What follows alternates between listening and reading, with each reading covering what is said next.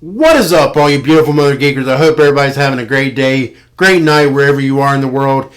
I am about to be reviewing The Flash. Guys, this was my most anticipated movie of the year.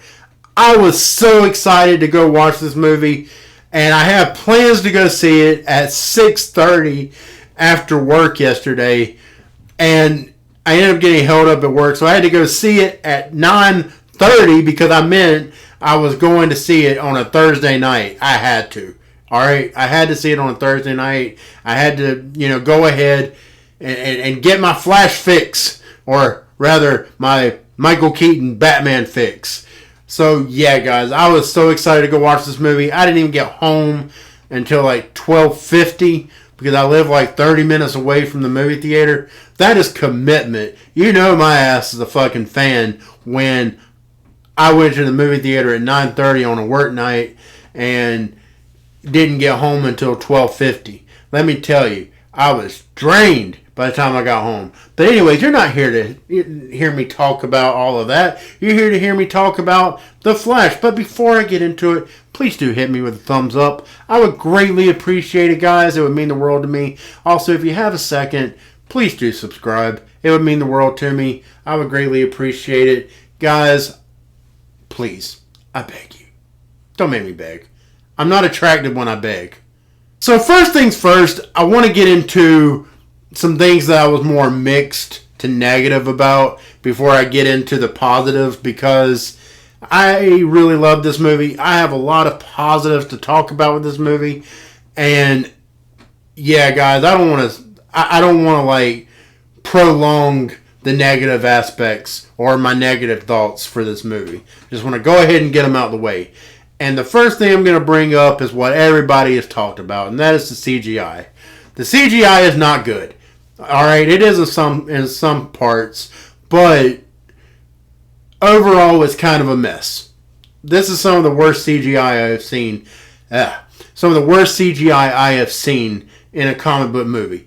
Alright, in a long time. And I recently watched Ant-Man and the Wasp. So, 3. Ant-Man and the Wasp, Quantumania. I would put this on that level. Honestly. I would. There's just no excuse for a movie that cost $230 million or whatever. And really, there are rumors that it actually costs more than that. There's no reason for a movie to have to look that bad, VFX wise, with that kind of a budget. I'm just saying. Secondly, I gotta say that, alright, look, I gotta get this out of the way. I respect the acting talent of Ezra Miller. Yes, I know he is a flaming piece of shit. I get it. Or they. Whatever. I'm not gonna sit here and look. Alright, they are a piece of shit. I know. I'm not talking about their personal lives. Alright? Whatever. In this movie, Ezra Miller did a great job portraying both versions of Barry Allen. I was very impressed by that. I thought he did a really good job. So, with that being said, I did not like younger Barry. I thought younger Barry was a bit too annoying. Yes, there were some funny moments, but overall, I found that version of Barry Allen to be so annoying, so obnoxious, probably the most annoying laugh I have ever heard. And I know other people have said that same thing, and I'm just agreeing with them. That laugh was horrible. And yeah, did not like that version of Barry Allen. And I also don't appreciate that Michael Shannon comes back to play General Zod and has the audacity to not even try. To just phone in his performance reprising his role as General Zod. I mean, tell us you don't give a shit about being in this movie without telling us you don't give a shit about being in this movie, Michael Shannon. But yeah, that annoyed me. I don't like seeing actors phone in lines. That drives me nuts. And also, I gotta say that I thought some of the story, some of the decisions they made with the story, I thought was pretty lackluster. Didn't like some of the things they did with the story. I'm not gonna get into spoilers. I'm just saying there are some aspects to the plot that I really did not like, but it is what it is. Now, with all of that out of the way, let's talk about what I actually loved about this movie. First off, let's talk about the plot. The plot of the movie is basically a version of the Flashpoint Paradox storyline from the DC Comics from years ago, as well as the DC animated movie that came out years ago. This is a very loose adaptation of that story, but there are some similarities, like Barry Allen going back in time to save his mother, and that being his reason for going back in time, and him basically just creating a whole new alternate universe, which features the likes of Michael Keaton's Batman, which I'll get into momentarily. But I thought the overall plot was really engaging, and the movie in general is paced very well. I was never bored watching this movie, so that's a big deal. It's a 2 hour and 20 something minute long movie, and I was never bored watching it. That's a big compliment, I think. There are also some really fun cameos in this movie. Not going to spoil those for you, but there are some really fun cameos, and I was actually surprised by some of them. There were some that I knew about, but there were others that I didn't. And I don't know why people keep calling Ben Affleck's role in this movie a cameo. It's not a cameo. He was in the movie for a good minute there at the beginning of the movie. And speaking of Batfleck, I'm going to go ahead and talk about him, get him out of the way, because he really isn't an essential part of this movie. But he was great in this movie. Even though I got some real Justice League vibes from this version of Batman, the Justice League, the 2017 Justice League, that was recut by Joss Whedon, for those of you that don't know what I'm talking about. That version of Batman I have never liked. Never. And this version of Batman kind of reminded me of that, with smiling Batman. I don't like seeing Batman smile. Like, he can smirk, whatever, but don't smile. I prefer Batman to be dark, serious, brooding. You know, Batman isn't supposed to really have a sense of humor. And anyways, I can't get into it too much because I don't want to spoil you.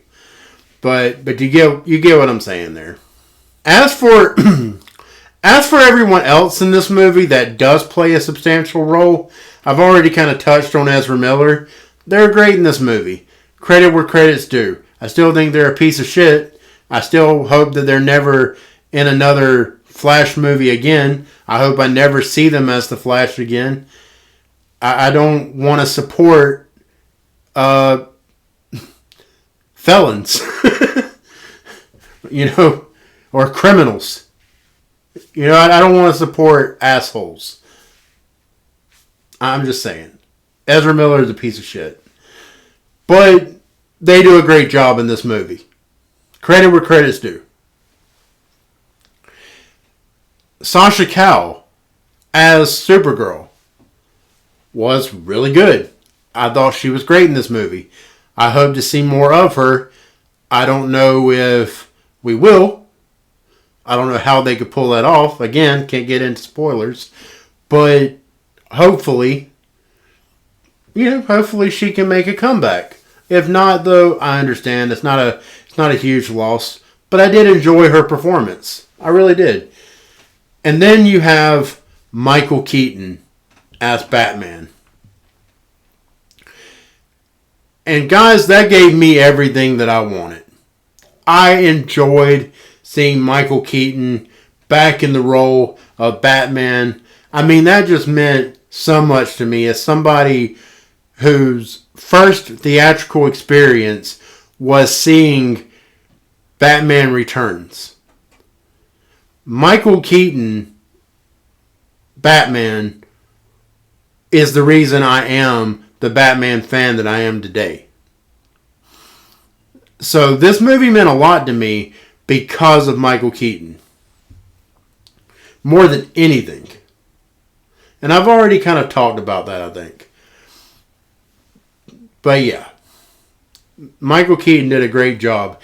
Now, did he phone in some of his lines? Yes. The part where he says, yeah, I'm Batman. Like, okay, I get it. He phoned that in. It's a bit cheesy. But you know what? It got the biggest pop of the night from the audience. Everybody lost their minds when he said the iconic, I'm Batman. I loved it. I loved it. Everyone else loved it. Who cares if it was a bit cheesy? And then the line where he says, you want to get nuts? Let's get nuts. That was cheesy. And I know I just said that really badly, but whatever. That line was definitely very cheesy. The context that it was used in was also very cheesy. But it is what it is. I still loved hearing him say that again. I don't know. It doesn't take much to get my fanboy heart, just beating out of my chest, alright? And the action in this movie. Some of the best comic book movie action that I have seen in a superhero movie is in this movie. There is a badass scene with Batman, fighting some Russians that I thought was fucking awesome. And yeah, it's unbelievable. I can't suspend disbelief, that a 71-year-old Batman can beat down on some armed Russians like that. But it is what it is. It was still a great scene. One of the best Batman scenes I think I've ever seen. Probably not. That's over exaggerating a bit. But it was still really good. I thought the overall score for this movie was decent. I enjoyed hearing Danny Elfman's Batman theme from the Tim Burton movies. I did enjoy hearing that again, and it wasn't exactly the same. It was like a rendition of it, but you could hear it in there, and I thought it sounded really good. The Flash's theme was just kind of, it was alright. Alright guys, so I was editing this video, and I completely forgot to mention how much I love the comedy in this movie. This movie is hilarious. I was laughing my ass off throughout pretty much the entire movie. Ezra Miller, as I have stated, I am not a fan of Ezra Miller the person, but that Joker is hilarious. Credit where credit's due. I was rolling. Alright, I was rolling pretty much this entire movie. It's one of the funniest movies I've seen in a good while. So, yeah, that's definitely a big positive and one of the bigger positives for sure. I can't believe I forgot to include it in the review. As for my rating, I'm going to give this movie a 4 out of 5. I enjoy the hell out of this movie. It's not perfect. 4 out of 5 might be a little generous. I can understand if some people gave it like a 3.5 out of 5 or something like that. I'd get it.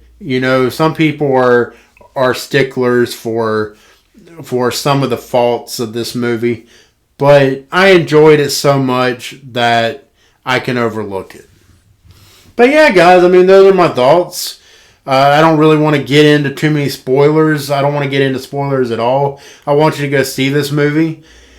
Unfortunately, it looks like this movie probably isn't going to do very well at the box office, which is par for the course for DC nowadays. You know, people just don't care anymore. DC's burned a lot of people, and they finally released a really good movie, like a great movie in The Flash, and you know, people aren't going out to see it. It's unfortunate, but ultimately it doesn't matter anyway because DC's being rebooted. But still, just this is a good movie, and I think if you are a fan of comic book movies, you should definitely go see it. Whether you're a fan of DC, fan of Marvel, whatever, this is a good, very good comic book movie that I think is worth your time for sure. But yeah, guys, that's all I got. If you like this video, I would greatly appreciate it if you would hit me with a thumbs up. Again, I'm begging you for that thumbs up. Just give me that thumb. Just do it. Just give me that thumb. Just give me that thumb. Right up the butt. I'm just kidding. Don't give me a thumb up the butt. I don't want it up the butt. I ain't like that. Anyways, give me a thumbs up. Please hit me with a comment down below. I would greatly appreciate that. I want to have a discussion with you guys. I love having discussions. I love having debates. So please comment below. It would really help out the channel too. So yeah. Also subscribe. It takes a second to hit that subscribe button. It takes another second to hit the notification button. So that way you're notified of when I release future content. Please? I said please. Alright, guys. Well, that's all I got. Thank you for watching. Y'all have a good one.